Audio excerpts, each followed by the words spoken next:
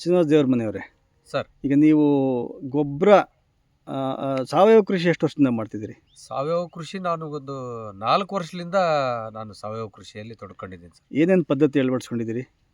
Sir, ಮೊದಲೆಲ್ಲ ನನಗೆ ಗೊತ್ತಿದ್ದು ಗೊತ್ತಿಲ್ಲದ್ದು ನಾನು ಸಾವಯವ ಅಂತಂದೇನಿಲ್ಲ ಸರ್. ಈಗ ಒಂದು 6 ವರ್ಷದ ಹಿಂದಿಂದ ಕಬ್ಬಿನ ಒಗಡು ಸುಡ್ತಾ ಇರಲಿಲ್ಲ ಸರ್, ಕಬ್ಬಿನ ಗರಿನ. ಅದನ್ನು ಒಂದು ಕಡೆ ಗುಡ್ಡೆ ಹಾಕಿ ಈ ಕೃಷಿ ಇಲಾಖೆಯಿಂದ ಜಿಪ್ಸಮ್ ಸಿಗುತ್ತೆ ಸರ್.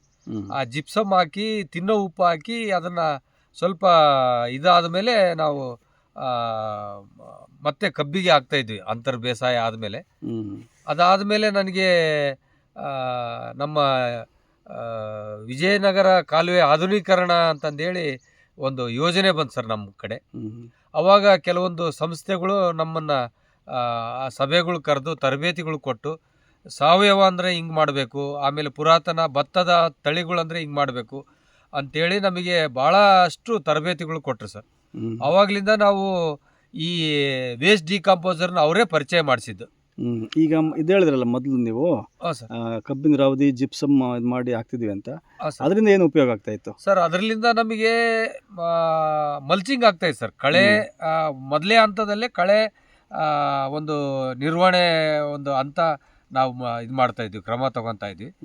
ಎರಡನೇದೇನಂದ್ರಿಗಿನಾಗೆ ನಾವು ಅದನ್ನ ಮಲ್ಚಿಂಗ್ ಮಾಡೋದ್ರಿಂದ ತೇವಾಂಶ ಆರ್ದಂಗೆ ಒಂದು ಮಾರ್ಗ ಸರ್. ಅದು ಒಂದು ಈ ಜಿಪ್ಸಮ್ ಹಾಕೋದು ಅದು ಕಬ್ಬಿನ ಗರಿ ಇರ್ತದಲ್ಲ ಸರ್, ಕಬ್ಬಿನ ಗರಿನ ತುಂಡು ತುಂಡಾಗಿ ಕತ್ತರಿಸ್ತದೆ ಸರ್. ಅದು ಪೂರ್ತಿ ಕಬ್ಬಿನ ಗರಿನೇ ಅಂದ್ರೆ ಹಾಕಕ್ಕೆ ಅದು ತೊಂದರೆ ಆಗ್ತಿತ್ತು. ಅದು ಜಿಪ್ಸಮ್ಮು ತಿನ್ನೋ ಉಪ್ಪು ಹಾಕೋದ್ರಿಂದ ಪುಡಿ ಪುಡಿ ಆಗ್ತದೆ. ಆ ಒಂದು ಉದ್ದೇಶಕ್ಕೆ ನಾವು ಅದನ್ನ ಎರಡು ಮಿಕ್ಸ್ ಮಾಡಿ ಬಣಿವೆ ಹಾಕಿ ಬಣಿವೆಲಿಂದ ಮತ್ತೆ ತೆಗೆದು ಕಬ್ಬಿನ ಸಾಲುಗಳಲ್ಲಿ ಹಾಕ್ತಾ ಇದ್ವಿ ಸರ್.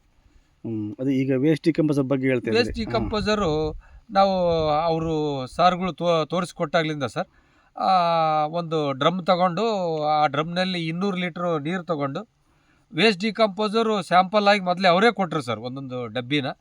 ಆ ಡಬ್ಬಿಲಲ್ಲಿ ಕೈಲಿ ಮುಟ್ಟಬಾರ್ದು ಅಂತಂದೇಳಿ ಏನಾದರೂ ಕಟ್ಟಿಗೆಯಿಂದ ತೊಗೊಂಡು ಅದನ್ನು ಕಲ್ಚರ್ ಇರ್ತದೆ ಸರ್. ಅದರಲ್ಲಿ ಆ ಕಲ್ಚರ್ನ ಅದು ನೀರಿನಲ್ಲಿ ಹಾಕಬೇಕು. ಅದರ ಜೊತೆಗೆ 2 kg ಸಾವಯವ ಬೆಲ್ಲನ ಅದರಲ್ಲಿ ಮಿಕ್ಸ್ ಮಾಡಿ ಪ್ರತಿದಿನ ಬೆಳಗ್ಗೆ ಸಾಯಂಕಾಲ ಒಂದೇ ಥರ ಈ ಗಡಿಯಾರ ರೀತಿಯಲ್ಲಿ ಅದನ್ನು ತಿರುಗಿಸ್ಬೇಕು. 7 ದಿನ ತಿರುಗಿಸಿದ ಮೇಲೆ ಒಂದು ರೀತಿ ಕೆನೆ ರೂಪದಲ್ಲಿ ಬಂದ್ಬಿಡ್ತದೆ ಸರ್. ಅವಾಗ ನಮಗೆ ಅದು ಪೂರ್ತಿ ಪ್ರಮಾಣದಲ್ಲಿ ಅದು ತಯಾರಾಗಿದೆ ಅಂತೇಳಿ ನಮಗೆ ಅವರು ಹೇಳ್ಕೊಟ್ಟಿದ್ರು. ಅದೇ ರೀತಿ ನಾವು ಮಾಡ್ತಾ ಇದ್ವಿ ಸರ್. ಅದನ್ನು ನಾವು ನೀರಿನಲ್ಲೇ ಬಿಡ್ತಾ ಇದ್ವಿ, ನೀರು ಹರಿಸ್ಬೇಕಾದ್ರೆ. ಆಮೇಲೆ ಸಣ್ಣ ತರಕಾರಿಗಳಿಗೆ ನಾವು ಅದನ್ನು ಪಂಪ್ನಲ್ಲಿ ಹಾಕ್ಕೊಂಡು ಸ್ಪ್ರೇನು ಮಾಡ್ತಾಯಿದ್ವಿ. ಅದು ಭಾಳ ಎಲೆ ಸ್ಮೂತ್ ಆಗೋದು, ಆಮೇಲೆ ಕಾಯಲ್ಲಿ ಹೊಳಪು ಬರುವಂಥದ್ದು. ಆಮೇಲೆ ನಾವು ಈ ಅಲಸಂದೆ ಅವಕ್ಕೆಲ್ಲ ಹಾಕಿದರೆ ಕಾಳು ಗಟ್ಟಿ ಆಗೋಕ್ಕೆ ಅದು ಒಂದು ಕ್ರಿಯೆನೂ ಒಳ್ಳೆ ಚೆನ್ನಾಗಿ ಆಗ್ತೈತೆ ಸರ್. ಅದನ್ನು ನಾವು ಅವರು ಹೇಳ್ದಾಗ್ಲಿಂದ 4-5 ವರ್ಷದಿಂದ ನಾವು ಅದನ್ನೇ ಮುಂದುವರ್ಸ್ಕೊಂಡು ಹೋಗ್ತೀವಿ ಸರ್. ಅದ್ರ ಜೊತೆಗೆ ಈ ಡಿಕಾಂಪೋಸರ್ ಜೊತೆಗೆ ಮತ್ತು ಈ ಜೀವಾಮೃತ, ಆಮೇಲೆ ಸಗಣಿದು ಸ್ಲರಿ, ಇಂಥವೆಲ್ಲ ನಾವು ಮಾಡಿ ಸಾವಯವದ್ದು ಕೃಷಿ ಮಾಡ್ತಾ ಇದೀವಿ ಸರ್. ಈ ವೇಸ್ಟ್ ಡಿಕಂಪೋಸರು ಕಲ್ಚರು ಒಂದ್ಸತಿ ತರಿಸ್ತೀರಾ, ಪ್ರತಿ ಸಲ ತರಿಸ್ತೀರಾ ಅಥವಾ ನೀವೇ ಅದರಲ್ಲಿ ಮಾಡ್ಕೊಳ್ತೀರಾ? ಇಲ್ಲ ಸರ್, ಅದನ್ನು ಒಂದ್ಸಲ ನಾವು ಒಂದು ಡಬ್ಬಿ ತರಿಸಿದ್ರೆ ಅದರಲ್ಲೇ ಒಂದು 5-10 ಲೀಟ್ರ್ ಅದು ಕಲ್ಚರ್ ಉಳಿಸ್ಕೊಂಡು ಒಂದು 4-5 ಸಲ ಬೇಕಂದ್ರೆ ಅದನ್ನೇ ಮಾಡ್ಕೋಬೋದು ಸರ್. ಅದು ನೀಟಾಗಿ ಇಟ್ಕೊಳ್ಳೋರಿಗೆ. ಇಲ್ಲ ಪೂರ್ತಿ ಬಳಸಿದ್ಬಿಟ್ವಿ ಆಮೇಲೆ ಅದು ಕಲ್ಚರ್ ಸ್ವಲ್ಪ ಇತ್ತು, ಅದಕ್ಕೆ ನಾವು ಇಲ್ಲಿ ನಮ್ಮ ಆಡು ಭಾಷೆಯಲ್ಲಿ ಎಪ್ಪು ಅಂತಿದ್ವಿ ಸರ್. ಅಂದರೆ ನಾವು ಈ ಹಾಲಿಗೆ ಎಪ್ಪು ಹಾಕ್ಬೇಕಾದ್ರೆ ಸ್ವಲ್ಪ ಆದ್ರೆ ಸಾಕು ಅಂತಂದೇಳಿ ಆ ರೀತಿ ಎಪ್ಪು ಒಂದು 5 ಲೀಟ್ರ್ನಷ್ಟು ಉಳಿಸ್ಕೊಂಡು ಅದನ್ನೇ ನಾವು ಮತ್ತೆ ಅದನ್ನೇ ಕಲ್ಚರ್ನ ಉಪಯೋಗಿಸ್ಕೊಂತೀವಿ ಸರ್. ಅದು ಆ ಥರ ಮಾಡ್ಬೋದು. ಮತ್ತೆ ತರಿಸ್ಬೋದು ಡಬ್ಬಿ, ಮತ್ತೆ ಡಬ್ಬಿನೂ ತರಿಸ್ಕೋಬೋದು ಸರ್. ಮತ್ತೆ ಡಬ್ಬಿನೂ ನಾವು ತರಿಸ್ತಾ ಇದ್ವಿ.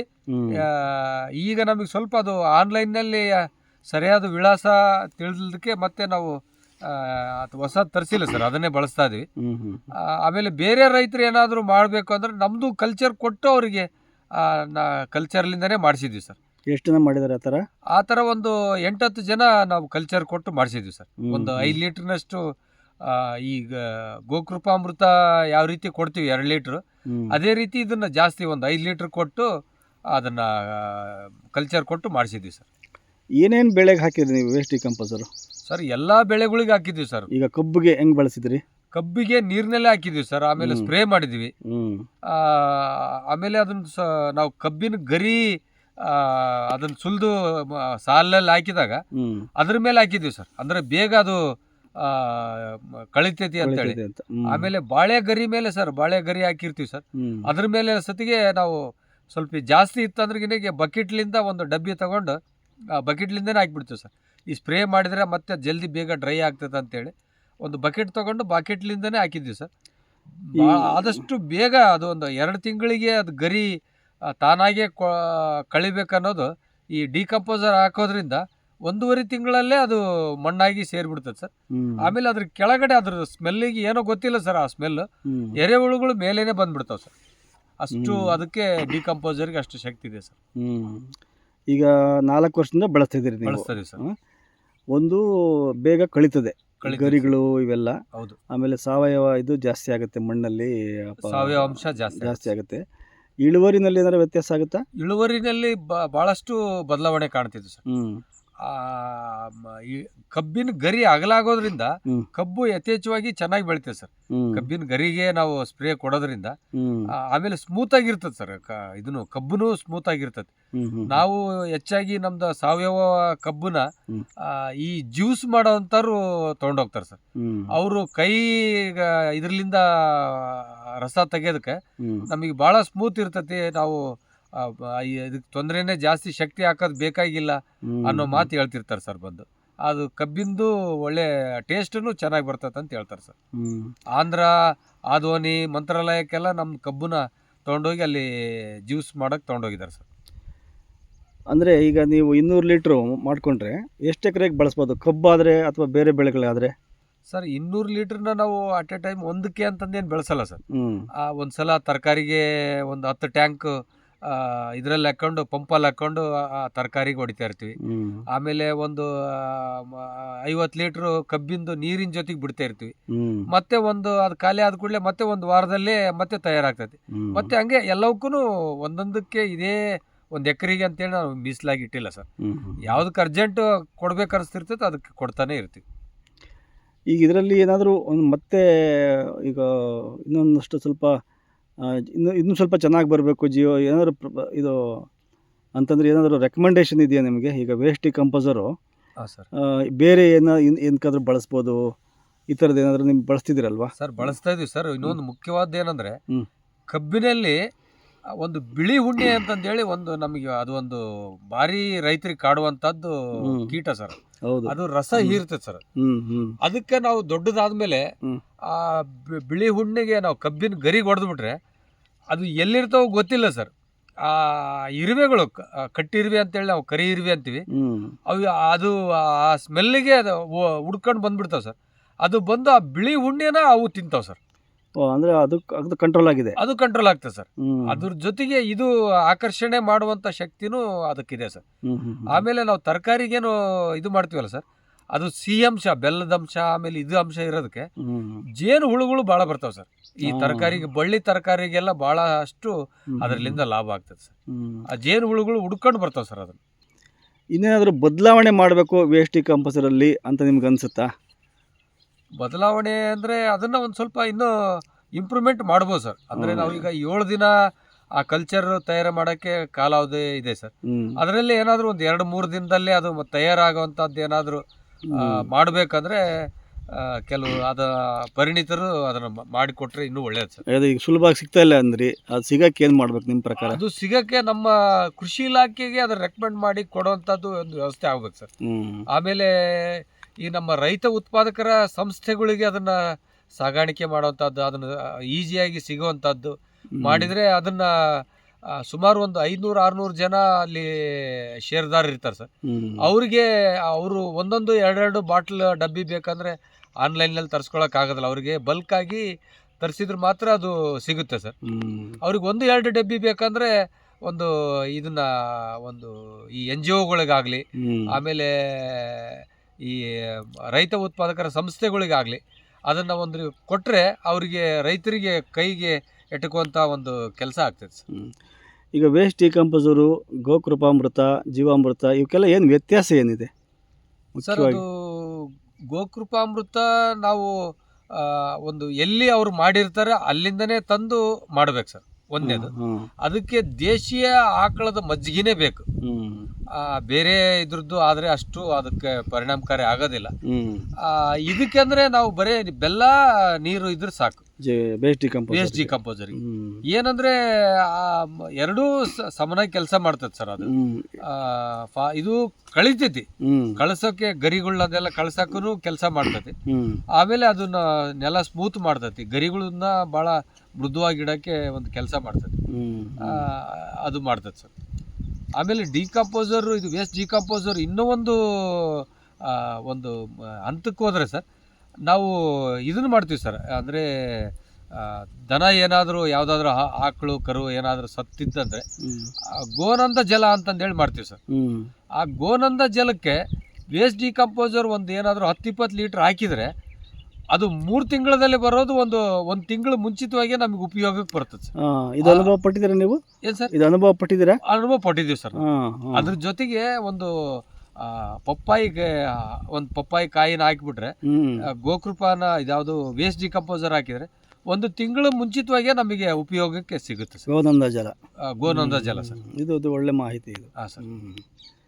ಈ ವೇಸ್ಟ್ ಡಿಕಂಪೋಸರ್ಗೆ ಈಗ ಏನಾದರೂ ನಿಮ್ಮದೇ ಆದ ಹೆಸರು ಇಟ್ಕೊಂಡಿದ್ದೀರಾ ಅಥವಾ ನೀವು ಹಂಗೆ ಕರೀತಾರೆ? ಬೇರೆ ಏನಾದರೂ ಹೆಸರು ಇಟ್ಕೊಂಡಿದ್ದೀರಾ ನೀವು?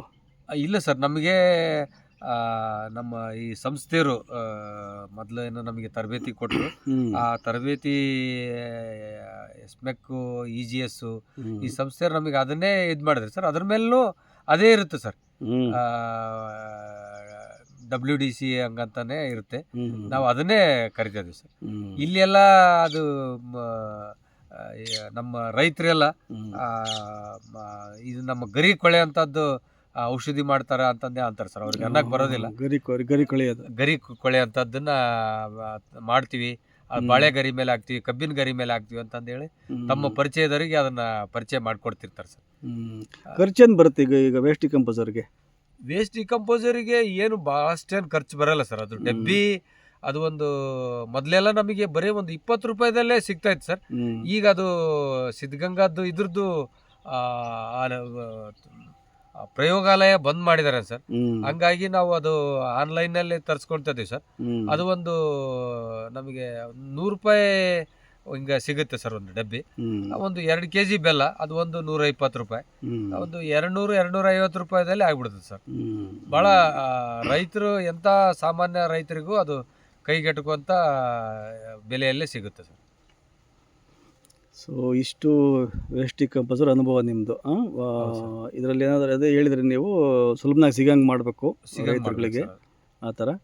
ಸೊ ಒಳ್ಳೆಯದು. ಇನ್ನೇನಾದ್ರು ಇದೆಯಾ ವೇಸ್ಟ್ ಡಿಕಂಪೋಸರ್ ಬಗ್ಗೆ ಮಾತಾಡೋಂಥದ್ದು? ಎಷ್ಟು ದಿವಸ ಇಡ್ಬೋದು ಇದನ್ನ ಸರ್? ಅದನ್ನ ಒಂದು 2 ತಿಂಗಳವರೆಗಾದ್ರೂ ಇಡ್ಬೋದು ಸರ್. ಉಪಯೋಗಿಸಿಲ್ಲ ಅಂದ್ರೆ 2 ತಿಂಗಳವರೆಗಾದ್ರೂ ಇಡ್ಬೋದು ಸರ್. ಅಂದ್ರೆ ಏನು, 2 ತಿಂಗಳು ಆಯ್ತು, 40 ದಿನ ಆದ್ಮೇಲೆ ಸರ್ ಮತ್ತೆ ನಾವು ಅದಕ್ಕೊಂದು ಸ್ವಲ್ಪ ಬೆಲ್ಲನ ಸೇರಿಸ್ಬೇಕು ಸರ್. ಅದರಲ್ಲಿ ಬ್ಯಾಕ್ಟೀರಿಯಾಗಳು ಅವಕ್ಕೆ ಆಹಾರ ಬೇಕಲ್ಲ ಸರ್. ಮತ್ತೆ ನಾವು ಬೆಲ್ಲ ಸೇರಿಸ್ಕಂತ ಒಂದು 40 ದಿನಕ್ಕೆ ಒಂದ್ಸಲ ಬೆಲ್ಲ ಸೇರಿಸ್ಕಂತ ಹೋದ್ರೆ ಎಷ್ಟು ದಿನ ಆದ್ರೂ ಇಡ್ಬೋದು ಸರ್. ಸೊ ಎಲ್ಲ ಬೆಳೆಗೂ ಬಳಸ್ಬೋದು ನಿಮ್ಮ ಪ್ರಕಾರ? ಬಳಸ್ಬೋದು. ಕಬ್ಬು, ಬಾಳೆ, ತರಕಾರಿಗಳು, ಈ ಒಣಭೂಮಿ ಬೆಳೆಗಳಾದ್ರೆ ಈಗ ಏನಾದ್ರು ಶೇಂಗಾ ಆದ್ರೆ ಸ್ಪ್ರೇ ಕೊಡ್ಬೋದು ಸರ್ ಅಷ್ಟೇ. ಅದಕ್ಕೆ ನೆಲ ಹಸಿ ಇರಲ್ಲ ಮೊದಲೇ ಹಾಕಕ್ಕೆ. ಮಳೆ ಬಂದಾಗ ನಾವು ಒಂದು ಸ್ವಲ್ಪ ಹಾಕ್ಬೋದು ನೆಲಕ್ಕೆ. ಇಲ್ಲ ಅಂದ್ರೆಗಿನೆಗೆ ಅದು ಬೆಳೆಗಳೇನಿರ್ತಾವ, ಬೆಳೆಗಳಿಗೆ ಸ್ಪ್ರೇ ಕೊಟ್ಟನಂದ್ರೆ ಸಿಂಪರಣೆ ಮಾಡಿದ್ರೆ ಅದು ಇದಾಗುತ್ತೆ. ಇನ್ನೂ ಒಂದು ಮುಖ್ಯವಾದ್ದೇನು ಸರ್, ನಾವೊಂದು ಇದನ್ನು ಮಾಡ್ಬೇಕಂದ್ರೆ ನಮ್ಮ ಹತ್ರ ಬೆಲ್ಲ ಸಿಕ್ಕಿಲ್ಲ ಸಾವಯವದಂದ್ರೆ, ಈ ಹಣ್ಣಿನ ಸೀಸನ್ನಲ್ಲಿ, ಮಾವಿನ ಹಣ್ಣಿನ ಸೀಸನ್ನಲ್ಲಿ, ಯಾವುದಾದ್ರೂ ಬಾಳೆಹಣ್ಣಿನ ಸೀಸನ್ನಲ್ಲಿ ಈ ಗೊನೆ ಕೆಟ್ಟೋಗಿರ್ತಾವ ಸರ್ ಹಣ್ಣು, ಉಪಯೋಗಕ್ಕೆ ಬರಲಾರ್ದಂಥ ಹಣ್ಣುಗಳನ್ನ ತಗೊಂಡು ಒಂದು 4-5 kg ಬಾಳೆಹಣ್ಣು ತಗೊಂಡು ಅದನ್ನ ಎಲ್ಲ ಕಿವುಚಿ ಅದನ್ನು ಕಲಸಿ ನಾವು ಈ ದ್ರಾವಣ ಮಾಡ್ಬೋದು ಸರ್. ಮಾವಿನ ಹಣ್ಣಿನ ಸೀಸನ್ನಲ್ಲಿ ಕೆಲವೊಂದು ಗಿಡದಲ್ಲಿ ಹಣ್ಣಾಗಿ ಅವು ಕಳೆತು ಮಾರಾಟಕ್ಕೆ ಉಪಯೋಗ ಇಲ್ಲ ಅನ್ನೋಂಥ ಸ್ಥಿತಿಯಲ್ಲಿ ಇರ್ತವೆ ಸರ್. ಅವನು ತಗೊಂಬಂದು ನಾವು ಅದನ್ನ ಕಲ್ಚರ್ಗೆ ಹಾಕಿ ಬೆಲ್ಲದ ಬದಲಾಗಿ ಇದು ಹಾಕ್ಬೋದು. ಬೆಲ್ಲದ ಪರ್ಯಾಯವಾಗಿ ಇವನ್ನ ಬಳಸಿದ್ರೆ ಯಾರಾದ್ರೂ ಮಾಡಿದಾರ? ನಾನೇ ಮಾಡಿದ್ದೀನಿ. ನಮ್ಮ ಪಕ್ಕದಲ್ಲೇ ಒಂದು ಮಾವಿನ ತೋಟ ಇದೆ ಸರ್. ಅವರು ಬಟ್ಟಿಗೆ ಹಾಕಿದಾಗ ಕೆಲವೊಂದು ಹಣ್ಣುಗಳು ಪೆಟ್ಟು ಬಿದ್ದಿದ್ದು ಆಗಲಿ, ಅದು ಏನಾದರೂ ಕಚ್ಚಿದ್ದು ಗಿಳಿ ಕಚ್ಚಿದ್ದು ಆಗಲಿ, ಅದು ಮಾರಾಟಕ್ಕೆ ಯೋಗ್ಯ ಆಗಲ್ಲ ಸರ್. ಅವ್ರಿಗೆ ಅವ್ರ ಹತ್ರ ಒಂದು ನಾನು ಟ್ರೈ ಕೊಟ್ಬಿಡ್ತೀನಿ ಸರ್. ಅವರು ಅದನ್ನು ಕೊಡ್ತಾರೆ. ನಾನು ಅದನ್ನೆಲ್ಲ ಹಣ್ಣನ್ನೆಲ್ಲ ಕಿವುಚಿ ಅದನ್ನು ನಮ್ಮ ಡಿಕಂಪೋಸರ್ನೆಲ್ಲ ಹಾಕಿಬಿಟ್ರೆ ಸರ್ ಭಾಳ ಉತ್ಕೃಷ್ಟವಾದಂಥ ನಮಗೆ ದ್ರಾವಣ ಸಿಗುತ್ತೆ ಸರ್. ಅದು ಒಳ್ಳೆ ಮಾಹಿತಿ ಆಯ್ತು. ಇದು ಈಗ ಯಾರಾದರೂ ಮಾಡೋರಿದ್ದರೆ ಅದನ್ನ ಮಾಡ್ಕೋಬೋದು. ಸೊ ಥ್ಯಾಂಕ್ ಯು ಶ್ರೀನಿವಾಸ್ ದೇವರಮನೆಯವರೇ. ನಮಸ್ಕಾರ ಸರ್. ವೇಸ್ಟ್ ಡಿಕಂಪೋಸರ್ ಬಗ್ಗೆ ಒಳ್ಳೆ ಮಾಹಿತಿ ಕೊಟ್ಟಿದ್ದೀರಿ. ನಮಸ್ಕಾರ ಸರ್.